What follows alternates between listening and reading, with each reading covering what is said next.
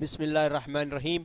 जहान इल्म अदब चैनल पर one word a day series के अंडर में आज जो लफ्ज़ हम पेश कर रहे हैं वो है काफ। काफ एक नाउन के तौर पर इस्तेमाल होता है तो इसका मानी खांसी होता है, लेकिन काफ जब वर्ब के तौर पर इस्तेमाल होता है तो इसका मानी खांसना लिया जाता है। यानी काफ वर्ब और नाउन दोनों तरीक़ों से इस्तेमाल किया जा सकता है। He had a bad cough all day. He had a bad cough all day. उसे पूरा दिन खांसी थी, यानी उसे पूरा दिन खांसी आ रही थी। I heard a cough behind the door. I heard a cough behind the door.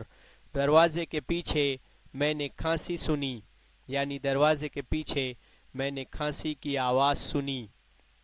He was coughing due to dust. He was coughing due to dust. धूल की वजह से वो खांस रहा था। इस जुमले में कफिंग वर्ब है आईएनजी के साथ।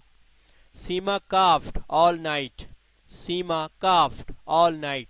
सीमा पूरी रात खांसी या सीमा पूरी रात खांसती रही। अंग्रेज़ी के मुख्तलिफ अल्फाज, उनका तलफ़ुज़, उनके माना और उनका जुमलों में इस्तेमाल जानने के लिए जहान इल्म अदब चैनल को सब्सक्राइब और इस वीडियो को लाइक कीजिए। Thank you.